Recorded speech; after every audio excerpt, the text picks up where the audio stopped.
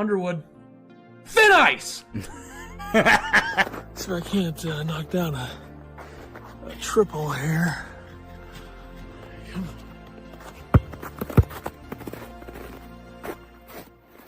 Woo, okay. Didn't even miss a shot this entire time, so take that. This better be good for the team.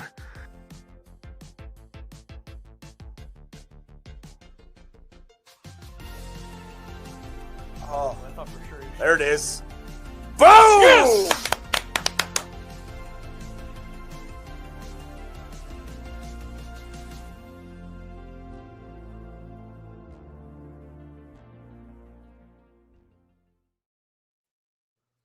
All right, Illini Basketball Podcast, episode 282, December 8th, 2025. The Illini coming off of a victory on Saturday night over a Tennessee team that might be reeling and is like what happens every time Illinois beats a good team is that team either falls apart after or they're already falling apart before, and that's the way it is. But they win the game. They score 43 in the second half. Pretty dominant final 10, 12 minutes. And they're back on track. They don't lose back-to-back games against UConn and Tennessee. They split them. They go 2-2 in their real non-conference games, I think. Is it? Yeah. Texas Tech. Yeah. So there you go. Yeah, much needed win for Illinois. Held Tennessee to 28 points in the second half. Came out a lot more aggressive in the second half, it looked like. This Tennessee team, I don't know. 3-game skid for them. But don't forget, like, subscribe, go buy the merch, Illini Basketball Podcast shop.fourthwall.com. We did do a watch party for this game, so if you weren't there, you're a loser. And hopefully you'll be at the next one, which is, are we doing one tomorrow? I don't know. I got to figure some things out. Maybe. All right. Might see you tomorrow. Anyways, back to the game. Player of the game. I'm going to go with Keaton Wagler. He's kind of struggled a little bit against top-tier teams. He hasn't been very good, but this game, really good. 16 points, 4 for 11 from 3, made 2 huge back-to-back threes. I think having Tommy in the paint really helps that. Tommy found him a couple times, which he needed. 8 rebounds, 5 assists for him, 0 turnovers for the freshman. It's pretty good. Pretty good. I'm going with Tomislav Ivicic, who I think kind of showed us why he's probably the best player on the team when he's playing this way. He had 14 points in the first half, only 2 in the second half, but 16 overall, 5 rebounds, 3 assists, 1 block, 1 steal, 2 of 6 from 3, 5 of 7 from 2. Really solid game. Thought, Tennessee had absolutely no answer for him on the offensive end. And really the best game he's played all year, probably, at least against competition. So you got to take it. Yeah, and I think the second half team, probably the best offense that Illinois had all year. Just the movement, Tommy finding guys like, we saw him do all year last year. He did smash the trophy. Brad wanted to put it in the guitar in the office, and Tommy just smashed it. The video was kind of funny. If you guys didn't see it, everybody kind of went silent to see Brad's reaction. Brad, of course, cheered, and everybody was okay. But, just having him in the game, having him healthy, a week of practice or, 4 days, however many days are in a week, according to Ethan. I think it was huge, and it definitely showed, having Tommy healthy and being able to play 31 minutes, which I think is maybe double what he's played all season. I don't what's the most he had before this game? Maybe 26 in a game. Yes. Good work. 25. 25. Okay. Who did he play 25 against?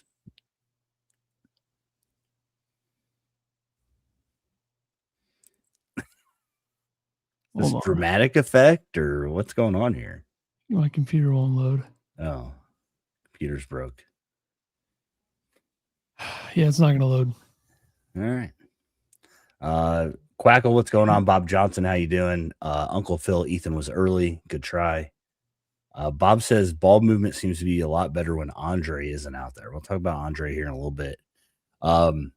Merkovich had a solid game, 10 points for him, 6 rebounds. Scares me when he gets the ball out up top. I mean, I just don't know what he's going to do, but I thought he played well. Brad said Hummer was the MVP of this team. Absolutely. Didn't take a shot. Is that the Hummer we need? The Hummer that doesn't take a shot? Just I shuts. did a lot of good things. Yeah, he did. I mean, I think he had Nate Immense assignment most of the game. He had a couple of huge hustle plays, chasing down rebounds. And he just, I mean, he's bigger now. He's stronger. Thought he was really good this game. I know people are, he's out there to shoot threes, but if he does the little things, we'll be okay. Yep. Big Z had 2 huge back-to-back threes. Scares me when he releases the ball because he throws it 8,000 feet in the air, and you don't know if it's going to go in or not, but he was good. Do you have any blocks this game? No. Blocks. Hummer had 3. Stojakovic had 2. Merkovich had 1. Tommy had 1. Are you all right? Yeah. Okay. Sounds good. Boswell had a little shoulder scare. Ended up rubbing it off. Or I correctly called this a stinger, and nice try, all the medical people watching that game. I was correct from the start. Called it a stinger. Did I purposely think I was going to be right by saying that, and it wasn't wishful thinking? Who knows? But it was correct. It was a stinger. He came back. He's perfectly fine. Hit a shot, a mid-range jumper, like 2 seconds after he came back. Yeah. And played 36 minutes. So the only time he was out was when they were trying to get that figured out. Yeah. 6 of 8 from the field, 15 points for him, 3 assists. Boswell's underappreciated in the national media eye right now. I mean, not much talk about him. I think the word around Illinois for the last 3 seasons has been like the only thing that national people talk about is, boy, they're scary when they play well, or wow, they're really talented. They might be the most talented team in the like. That's the 3rd year in a row that the national media only says these things about them. And I guess maybe for that to be different, they have to have 2 All-Americans and be a top 10 team that gets a 1 seed, which I guess that makes sense. But the conversation around the last 3 teams has been the exact same nationally. Yeah. Yep. Illinois averaged 1.293 points per possession, which is the highest offensive total against Tennessee since 2023. Like I said, I thought the offense looked much better this game. There was a lot more movement. It wasn't, ISO ball type stuff. Great set play by Tyler Underwood coming out at the half to get a bucket. Tommy dunk, I believe, off a sick pass from Boswell. And then I think Boswell came down the next time and made his only turnover. So.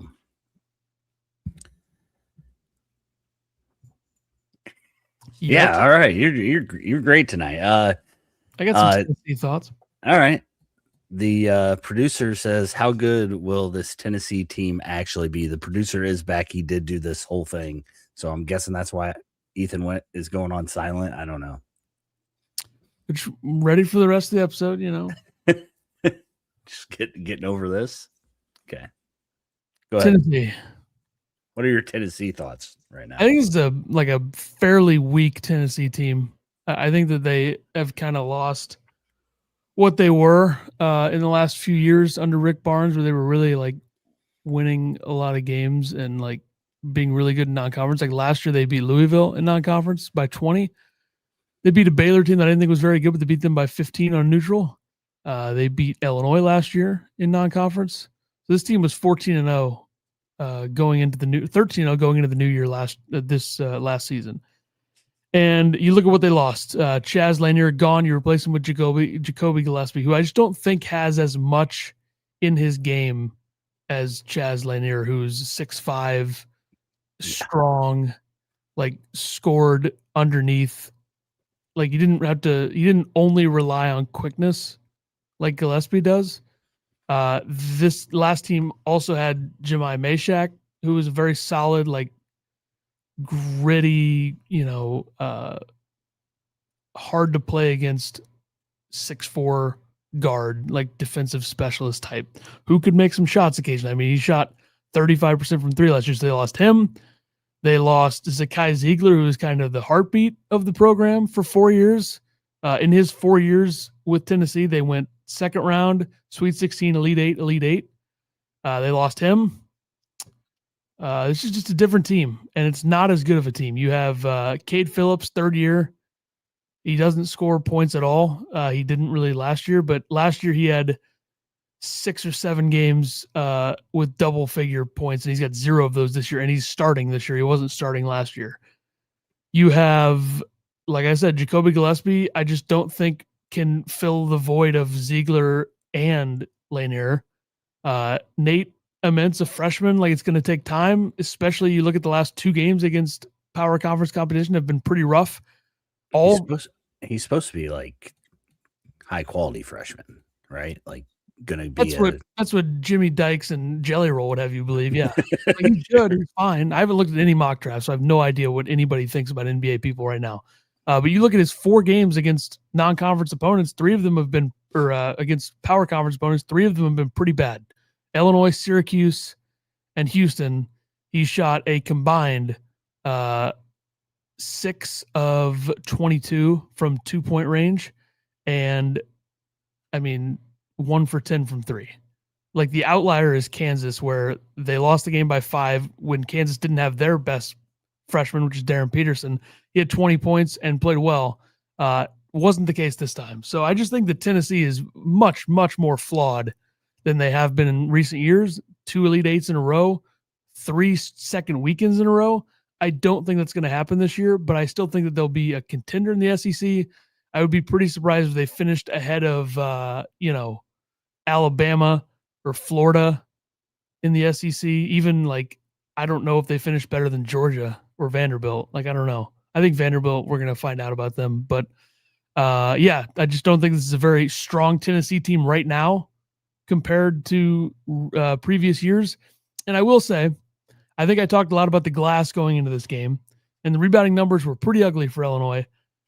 Tennessee, number 1 offensive rebounding team in the country. So if you're going to look like that on the glass, it better be against a team like Tennessee who rebounds better than anybody on the offensive end. And that's probably because they just throw a brick after brick. They really, really are not a good shooting team. So yeah, they have they definitely dominated the boards. Brad was asked about the halftime adjustments, and he basically just said rebound. We were down 25-11 at half. I don't think I've ever had a team annihilated like that on the glass. I mean, 23 offensive rebounds for Tennessee. Yeah. He did kind of blame himself. He said that, they're more about contact and boxing out and instead of chasing balls, which I mean, that's what Tennessee kind of knocks it around. And if you're not going after those, Tennessee's going to beat you to them. So Tennessee shot 40% from 2, which is 13% worse than on the season, and 30% from 3, which is 4% worse than the season. And then the free throw line, 44%, which is 28% worse than the season. Yeah, and they were not good from the free throw line, which helped. But I mean, Illinois ended up, kind of running away with this late in the game. Uncle Phil says, but Tennessee beat Houston this year. Yeah, definitely a weird game. Another game where you kind of see like they were much, much better inside the 3-point line in that game, 56%. They had 29 free throw attempts to Houston's 11. And they also got, 22 points from Gillespie. They got 13 from Jalen Carey. There was no answer for him. JP Estrella came in, went 3 for 3 from the field. So that's kind of an outlier, I think, for Tennessee. And also, like, this says a lot to me about, like, Rutgers is really, really bad. Like, Rutgers is 2-18 level Big Ten team. They didn't even look like they belonged on the floor with Tennessee. And Tennessee's a good team. I don't think they're elite. I don't think they're top 4 in the SEC right now. But yeah, Rutgers is, I mean, they might be doing Pikel a favor if they get rid of him this year. Yeah. Had a good run. I mean, 2 tournament appearances in like almost a decade at Rutgers is pretty good. And they won a tournament game. So there it is. Yeah. So minutes wise, Boswell played 36, Wagler played 34, Tommy played 31, Merkovich played 30, Hummer played 26. You got Stojakovic with 21, and then you got 3 guys that played less than 10. Big Z played 9, Jake Davis played 7, and Petrovic only played 6 minutes in this game. So let's get into Stojakovic. I know somebody said something about him in the chat. He, over the last 2 games, he has 8 points on 3 of 12 shooting, 2 free throw attempts, 2 rebounds, 2 assists, 22 and a half minutes played. Are you worried about Stojakovic? The producer seems to think Tommy being back in the lineup is hurting his game. I don't know. Maybe. I mean, you do look at the 2 games where he was super effective against power conference opponents were Texas Tech and Alabama, where Tommy played 14 minutes against Alabama, didn't play against Texas Tech. He had 26 against Bama, 23 against Texas Tech, both high efficient games. I don't know. This one to me was kind of weird. I'm not going to say that Tommy being back in is affecting him that much. It can't. I think that a big part of it was defense and rebounding. I mean, Brad's going to sit you if you're not playing defense and you're not rebounding. He got 2 rebounds last 2 games. That's tough. Yeah. So I think, I think he's going to get it figured out. Offensively, I think we still need him. I think he has to be a better cutter, though, rather than just, ISO trying to get to the basket. The 2 buckets that he did have in this game were phenomenal, but he's too good not to figure it out. Right. I think the producer's being a moron for panicking here or trying to get us to panic or whatever he's doing. Yeah. QC Mark says the missed dunk showed some frustration. Give him time. I think he'll be okay. Yeah, he did miss that wide open dunk. Maybe that will relax him a little bit. Him and Brad had a little laugh about it. We'll see what happens. Petrovic, last 2 games, 2 points on 1 of 10 from the field, no free throw attempts, which nobody shot a free throw in the first half of this game. So Petrovic probably got fouled 4 times going to the basket at least. Yeah. 2 assists, 4 turnovers, 12 minutes per game. He only played 6, so he played 18 last game. You talked a lot during the watch party about just it's a matchup problem, having him and Boswell on the court together. I think there's a reason why Wagler and Boswell are playing 30-plus minutes every game. Right. Yeah, Petrovic's going to take some time. Maybe they're right about making him a sophomore because he looks like a sophomore, even though he's 28 years old. Yeah. It's going to take time. Alabama game, he was good in 12 minutes. He had 5 assists. I just don't think that, like, some of these games is just going to work. And he was getting fouled, at least on one of those drives where he missed. There was at least 1, maybe 2, that should have been called fouls. But there's nothing we can do about that now. I just think a lot of the reason that he played 6 minutes in this game, not only was it like he's not going to be able to keep up with Gillespie if he gets switched onto him, and stick with what was working. Right. Yeah. There's no reason to force it. And he has been, still, hamstring's not something that just you get over anyways. And he played 18 minutes against UConn because nothing was working.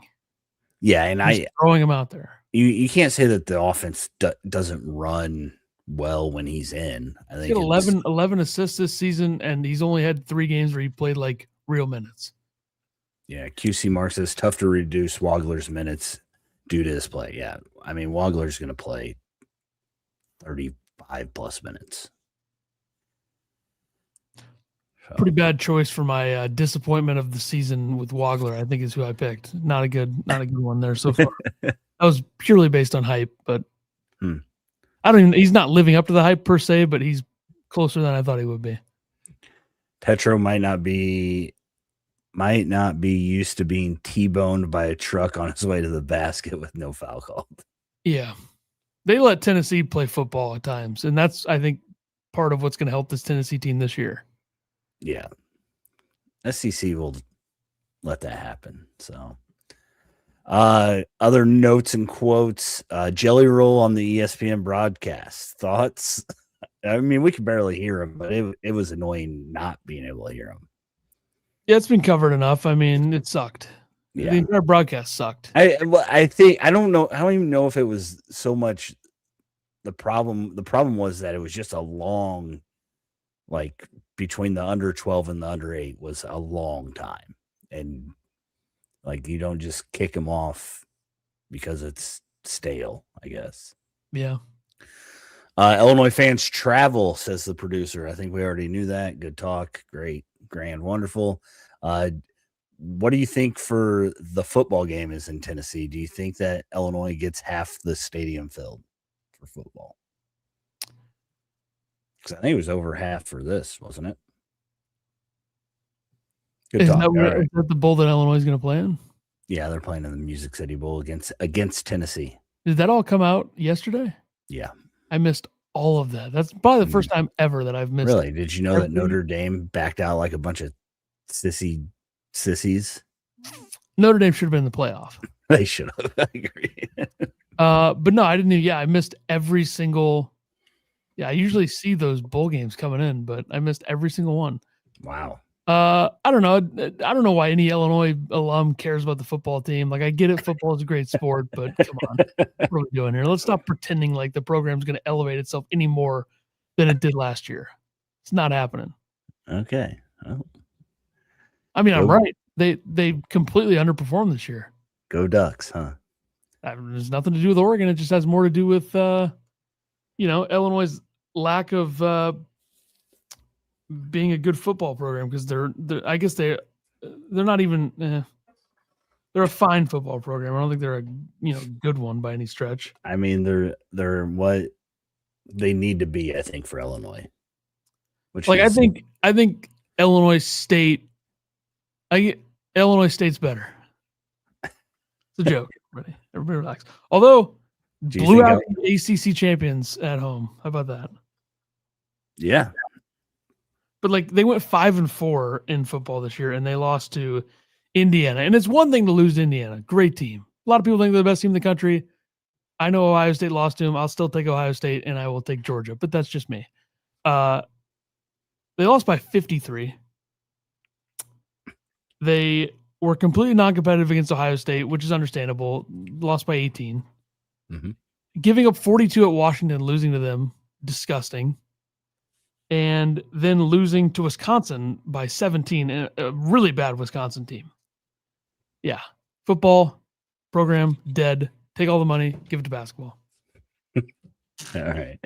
A couple of quotes from Brad in the post game. Brad, he loves his practices. He said, quote, had the best practice of the year yesterday. I thought our pace was right. I thought the ball movement was right. For a game that we didn't shoot a free throw in the first half and didn't offensive rebound, to have that points per possession is really good. He also said, quote, I haven't questioned our team at all. I've just been frustrated with the lack of practice, and it's almost been like an NBA preseason where we are playing guys into shape, and it is hard when you play teams like Alabama and UConn. It's what you have hoped to gain in the first 5 or 6 weeks, and we are doing it in a short amount of time, and we accomplished some things. So, team's fully healthy. I think we can expect. I saw the schedule. People are expecting them to win the next 10. So, we'll see if they can beat Ohio State tomorrow. But the producer is back, so that means we do have a stat of the day. Hit your little thingy. Thanks. Appreciate it. All right. Stat of the day. Illinois has the 5th most subscribers of any team. Thanks. Yeah. One more time. Yeah. Okay. You need to get better at doing that. I didn't even remember where the button was. 5th most subscribers of any team on KenPom. Duke's 1, Purdue's 2, Michigan's 3, Kentucky's 4. Does that make Illinois a blue blood? Yep. Obviously. All right. Ohio State, Big Ten opener tomorrow. Yeah, in Columbus, 6:30 Peacock. Ohio State 7-1 in the year, 1-0 in conference play. They beat Northwestern 86-82 in Evanston on Saturday. Their non-conference loss was Pitt by 1. Another Ohio State, another team playing a really cowardly non-conference schedule. They do play North Carolina on December 20th, but that's pretty much it. They played Pitt and Notre Dame. They beat Notre Dame by 1. And when I say this Notre Dame team to me is like fine, but just not at the level of others, is like they lost to Kansas by 10. They lost to Houston by 10. They're fine. They beat Missouri by 5 because Missouri's a fucking fraud program with a bunch of losers. Missouri lost to Kansas by 20. Yeah. So Missouri starts to play real teams and they, lose. Well, I will say very questionable that Indiana lost to Minnesota, but we can get into that later. Ohio State only lost the season was a 3-point buzzer beater to Pitt. I didn't get to that part the first time. I think you said that. That's okay. Well, I didn't say that they lost on a buzzer beater. Something weird seems to happen every time Ohio State plays Pitt. Didn't something weird happen last year? They lost to Pitt in overtime by 1, 91-90. It looks like they 39. Yeah, they blew a 9 point. They had 48 points in the first half and only 29 in the second half, and then lost in overtime. Very weird. But they lost to Pitt. Back-to-back years losing to Pitt by 1. That's tough, especially since Pitt, not a great program. Bruce Thornton averaging 20 a game, 60 from the field, 53% from downtown. This is a Kylan Boswell assignment, which is why he's my player to watch, but we can get to that in a moment. Ohio State's offense, number 1 in the country inside the three-point line. They shoot at 37% from 3, so good numbers there. Illinois has got to be ready for that. Illinois now 11th, Ohio State is 11th in the country in defending the 3-ball. Team shooting 26.7% against them from 3. How much of that is that they have played a bunch of shitbag opponents? I don't know. We're going to find out. Metrics, Illinois offense is back to 8th on KenPom. Their defense is 17th. Illinois up to 11th on KenPom. Again, they went up 6 spots after the win over Tennessee. Ohio State on KenPom is 34th. They dropped their high this year was 27th to start the year. Remember, this team gave up 102 points to IU Indy, who is 3-8 with, no other. They do have a good offense for a bad team, but 102 points is ridiculous. That team did score 80 against Butler, so it's not like they scored nothing. But Ohio State, interesting roster makeup this year. Bruce Thornton obviously back; he's the driver. They got Brandon Noel from Wright State. Played 3 years there. Really dominant in the interior. 32 of 38 from 2 this year for him. Devin Royal back. Year 3 for him. He's played pretty well. Had 22 in the Pitt game, 17 against Mount St. Mary's before that, 22 in the opener as well. Christoph Tilley is a transfer from Santa Clara, a big 7-footer. Can't shoot the 3 this year. 4 for 25 from 3. So look for him to go 3 for 3 against Illinois. He had 26 points against IU Indy in that battle in the first game of the season. And then John Mobley, the second-year player, shooting guard. He's on the team last year, obviously. Started the majority of the season starting in mid-December last year. He started all year this year. He had 26 against Mount St. Mary's. Last 2, though, 11 points and 2 for 8 from 3.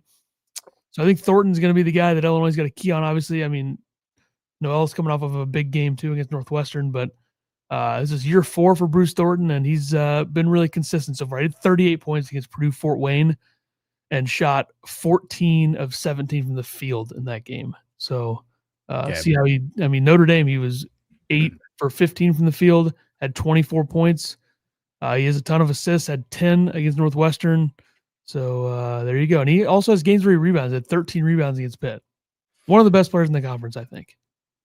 Yeah, I think he was an answer to does Ethan no ball question early on. Congrats to him him. on Averaging that. like 32 points a game or something. Yeah. Start the season. So, yeah, you got to stop him. The other guys around him, I mean, they haven't done a whole lot. Like you said, Noel's coming off a big game, but Thornton's the key. Players to watch, I went with Bruce Thornton for Ohio State and Kylan Boswell for Illinois. I think this is the biggest matchup of the game. Yeah. If Boswell can do what he does a lot of times, which is play quality defense against the other team's guard, then I think Illinois is in a good spot. Looking back to last year's game, it was in Champaign, Illinois, 87-79. Illinois was kind of going through weird stuff at that point with injuries and COVID, or not COVID, sorry. Jeez, what year is this? Illness. We call it illness. Mono, didn't they all have mono last year? Yeah, whatever happened. Yeah. Will Riley had 24 in that game, and how about 14 from Merez? There you go.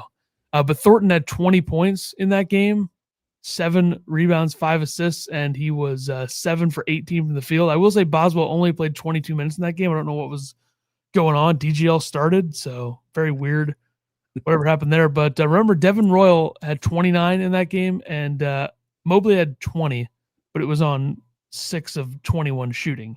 So they really held. I mean, 3 guys had 20 plus. Illinois still wins the game by 8. They were losing by 6 at the half, then down by 2 in the final 10. They win the final 10 by 10 points, 28-18 in the final 10. So they win the game. Illinois was awful from 3 in that game, 20% from 3. Ohio State 48. That's kind of where it happens. But Illinois won, 3 in a row against Ohio State? 2 in a row? They won the year before at Ohio State. 3 in a row if you count the Big Ten tournament that year. So 3 wins in a row against Ohio State for Illinois. It's pretty good. Could be 4. I didn't go back, but I think they lost the year before. Yeah, I'm going to go with Stojakovic for Illinois. I think he needs to get it going for Illinois. Either, offensively or grabbing rebounds. I think Illinois should have an advantage in rebounds in this game. I went with Brandon Noel, however he wants to pronounce his name. He can pronounce it, I guess. He is only averaging 9.5 points a game, but like I said, he had a big game against Northwestern, 29 points against them. He's also had 2 games where he hasn't scored a basket against Pitt and Notre Dame. I think were the 2 games where he didn't score at all. And his only other double-digit game was against Appalachian State. He also leads the team in rebounds with a whopping 5.4. So Illinois got to hit boards. I spreads 3.5. I think Illinois should be able to cover that. But predictions. I'm going to go Illinois wins this game 87-78. I got Illinois 84-70. I just think that think they're going to win the game. Yeah. Blowout. By 14. Ken Palm says 79-77. Yeah, you got to stop 3 guys and maybe a 4th. Noel, since maybe it's Christmas time. Can you guys see Santa Claus? I got Santa Claus back here. His head's too big, though. You can't even see him. There you go. So we both think they're going to win. Both think they're going to go one. I can't remember the last time they won both of these early games, because last year they lost to Northwestern, which was just brutal. Beat Wisconsin. Year before, Rutgers. Looks like they only played 1 early Big Ten game the year before. That's weird. Yeah, and Nebraska's ranked now. Yeah, just came off a win. Did they just beat Creighton or something? I saw. Did they? I don't know. Was that a real thing? They beat Creighton 71-50. Yeah, Creighton's not great. I think it's over for Creighton. 21-22. They beat Rutgers and Iowa in the first 2 Big Ten games. That's the last time they won both of them. Yeah, I think Illinois wins. All right. Around the Big Ten real quick here. Indiana plays Louisville and loses 87-78, and it probably shouldn't have been this close. It was 41-27 at the half. 5-point advantage for Indiana in the final 10 to keep it that way. But Ryan Conwell, Javon Hadley really did some damage. DeVries had a good game, I guess. I mean, he made 5 shots and had 26 points. So it's like, I don't know, 12 of 13 from the free throw line. They didn't get much outside of that. Like Wilkerson struggled 2 for 9 from 3. Guys, 38% on the year. Going in, I'm sure he was even better. But last 3 games, he struggled from 3. A lot of his 3-point numbers are hanging on to the fact that he made 15 threes in the first 3 games. He was 15 of 26 in the first 3 games. So he's kind of fallen since then. But I just don't think this Indiana team is talented enough to be a real Big Ten contender. Don't see it happening. They've lost 2 in a row now. I agree. They got Penn State, get right game tomorrow. Then at Kentucky, a Kentucky team that's 5-4 and kind of reeling. And for people that bet Kentucky or have money on them, not great for those people. Because they could easily, I mean, you could get up on January 4th and Kentucky could be 7-7. Like if they lose to Indiana, they lose to St. John's, they lose to Alabama, they win the other 2 non-conference. That's 7-7 going into Missouri. That is where you get the, oh God, get rid of Mark Pope, which is ridiculous. I mean, Sweet 16 last year, they've had injuries this year, but you can't be 5-4. You got to win. Like this is the example with Illinois. Like Illinois went 2-2 in their 4 big non-conference game. Kentucky 0-4, lost to Louisville by 8, lost to Michigan State by 17. Some of the non-competitiveness is a concern. They lost to North Carolina by 3. But remember, like North Carolina was a home game. Gonzaga was a semi-home, which Gonzaga won by 35. Michigan State was a neutral, and Louisville was a road game. But like just not seeing enough from them. I mean, they can't shoot threes. They're 32% from 3. It's just not working for Kentucky. But we'll see what Indiana looks like when they play them.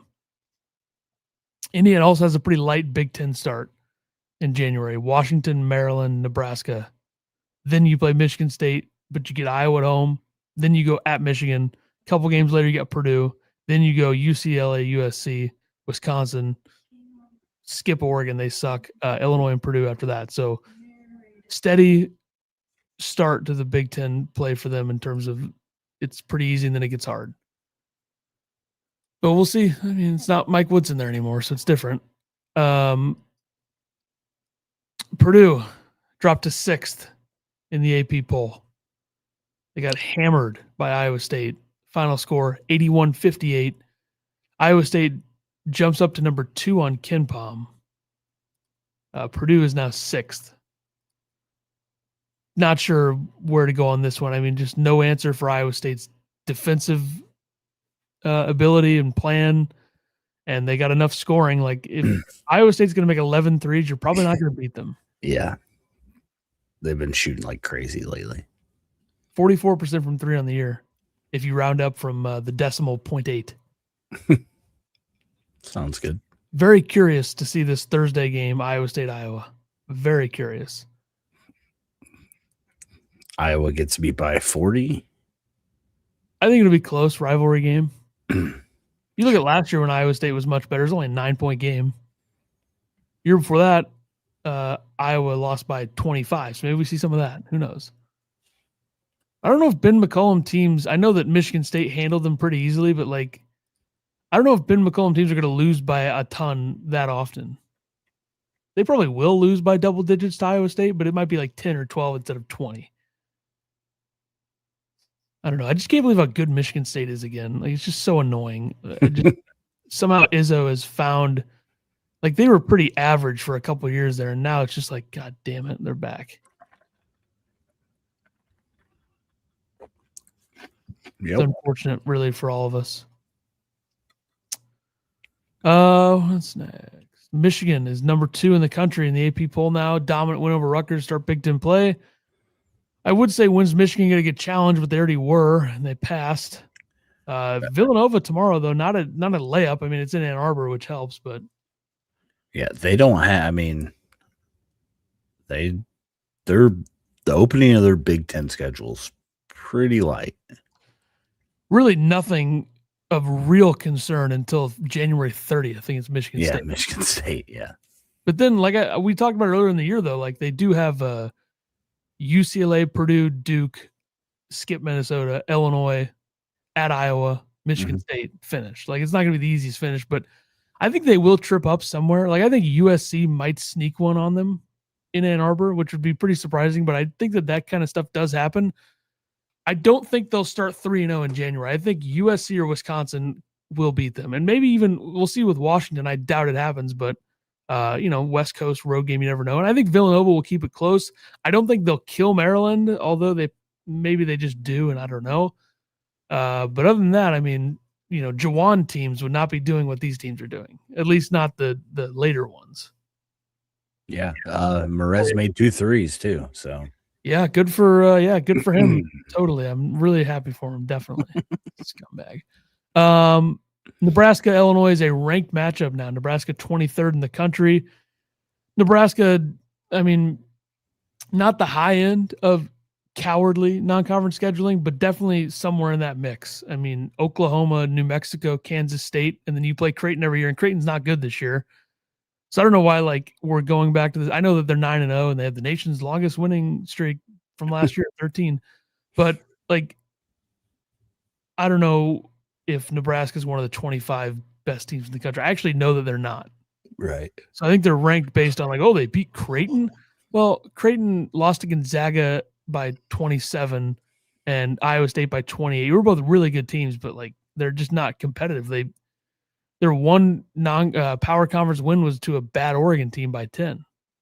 Yeah. I think we're seeing some coaches kind of start to lose the plot. And I think Dana Altman is one of them. I think McDermott might be one of them. So I don't know. We'll see what happens. Yeah. Who's not is Shaheen Holloway. Very fun Seton Hall team defensively to watch, I will say. 9-1 in the year. Beat a talented NC State team by 11. Good for him. Yeah, seems like he might have found it. I mean, they were pretty bad last year. 2-18 in the Big East last year. It's crazy to see that his second year that they went 25-12, 13-7 in the Big East and didn't make the tournament. I know that they likely didn't deserve it, but they did beat UConn that year. And they beat Missouri, who's always great, right? They beat St. John's, dude. Man, how did they beat St. John's twice? How did they not make the tournament? It's weird. They were 20-12 after the Big East tournament, went 13-7. They had wins over Villanova, who was not great, but not that bad. 2 wins over St. John's, who was 21st on KenPom. They beat UConn, which that was the greatest team of all time, UConn. I don't know how that team didn't make the tournament. Their worst loss was Rutgers, who sucked, but that's not that bad. Huh. People need to talk more about how 2023-24 Seton Hall got screwed. Not talked about enough. There's no games on tonight. I was going to add something for games tonight, but the highest thrill score game, according to KenPom, is Incarnate Word. Is that what we learned recently? I think so. And New Orleans. So a really good matchup there. But tomorrow you do have Florida UConn at 8 o'clock MSG. You have Illinois, Ohio State. You have BYU, Clemson, Villanova, Michigan, Penn State, Indiana. And then Wednesday, Wisconsin, Nebraska. I think Wisconsin's going to destroy Nebraska. So Illinois is going to be playing Nebraska off of a blowout loss, especially in Lincoln, too. That's going to hurt even more. Iowa, Iowa State's Thursday. That's pretty much a standalone game. Then Friday, you get Texas, UConn.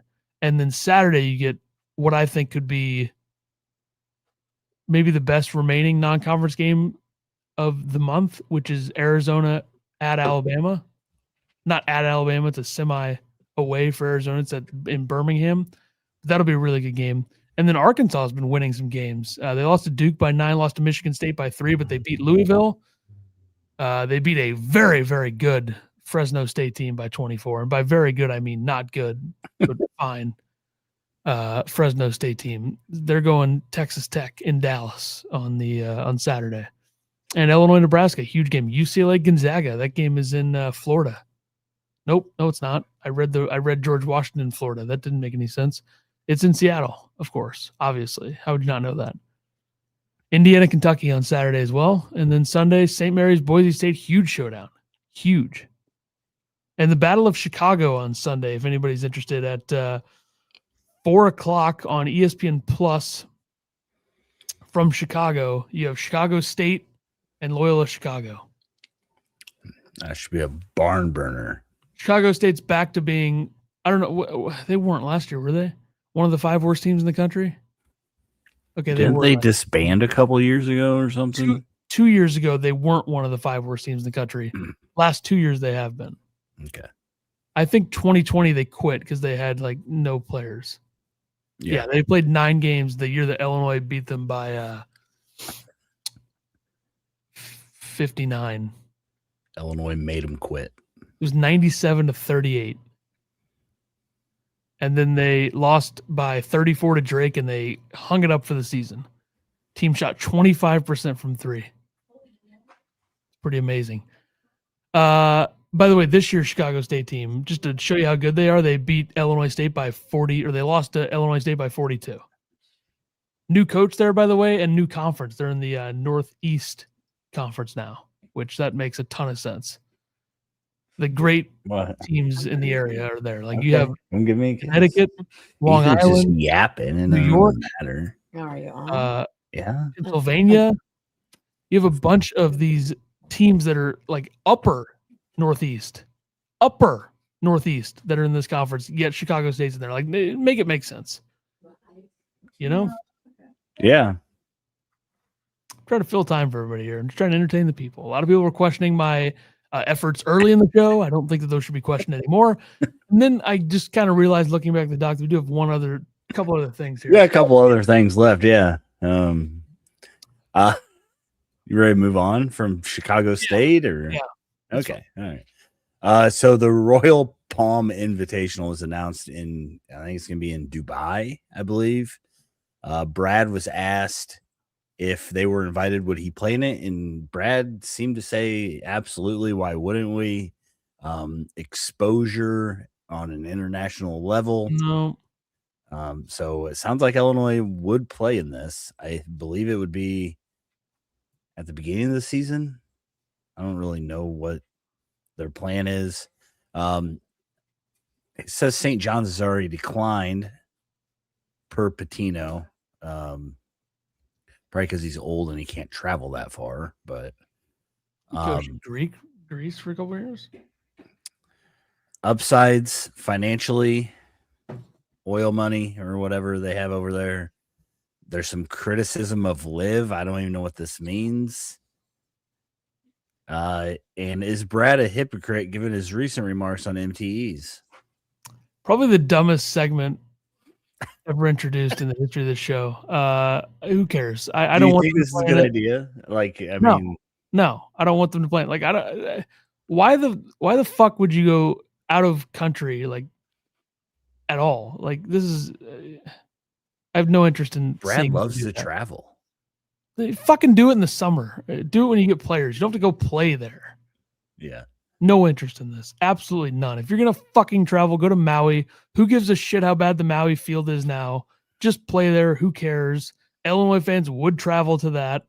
Nobody in the U.S., unless they're a psycho, is going to Dubai to watch. And does Dubai even care about college basketball? Like, I don't understand this. A lot of these countries are trying to take over sports. So, I mean, I guess they'll pretend to care. I guess. I think it's a bad idea. I would fire Brad. If Brad wants to go there, fire him.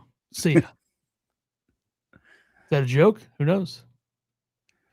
All right. Power rankings of the week are back. He took off the dildo comment and he went with guests of the IBP show, which we've only had 3. So I don't know how there would be. Third one, we're not saying. I don't know how there would be any other rank than this. We're going to go Joey Wagner 2 and Deion Thomas 1. Like, I don't even know how you could rank those any differently. So, well, you just don't even have to put the third one on there. Just pretend like it never happened. I think he just wanted us to say, like, to remind people that or something. I don't know. He's trying to be an asshole or something, but I would consider just erasing that episode. Yeah, I'm surprised you haven't. I probably should.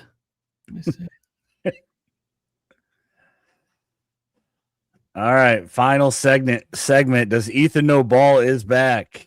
Dumbest segment ever. If you're new here, Ethan will be asked 3 questions. If he gets one wrong, he has to take calls or do Twitter Spaces at the conclusion of the next game, which he's only done once. So we'll see what happens. Ethan gets 1 hint per segment. Ethan can have all 3 questions before deciding which question he wants a hint on, and he has to answer them Jeopardy style.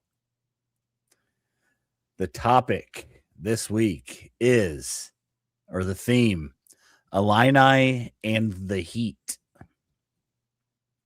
Ready? Yeah, let's get it over with. The Miami Heat used the first round pick to draft used this first round pick to draft Kasparis Giaconis. What number did he go? I don't know. Okay, we'll give you a hint if you want it later. I'm not sure why he put this on here. Former lottery pick Myers Leonard was fined $50,000 and suspended from Miami Heat team activities for using an ethnic slur while streaming himself playing a popular video game on Twitch. You want me to say the slur? The video game. I do not want you to say the slur. I don't know. Call of Duty? Jeopardy style. What is Call of Duty? Congratulations. What is the K word? Darius Paul and this member of the 2020 NBA finalist Miami Heat roster were the two players dismissed from the Illini basketball program during the John Gross era. I'm gonna need that question repeated. I just wiped out the 28th episode of the show is gone. So RIP to the 28th episode of the show. Dang it. We're gonna have to renumber them all again. No, I'm leaving it. All right. Darius Paul and this member of the 2020 NBA finalist Miami Heat roster were the two players dismissed from the Illini basketball program during the John Gross era. Who was dismissed? Who is Kendrick Nunn? Yes. Thank you. All right. We will use the hint on this one then. The Miami Heat used this first round pick to draft Kasparis. The hint is Will Riley was drafted 21st. Okay. What is 20th? Yeah. I mean, I was gonna guess 22 at first, but Ethan knows ball. Play the sirens and horns. Hold on. Did you read Quackle's KN? He's an elite passer. Were you cheating? no, I knew.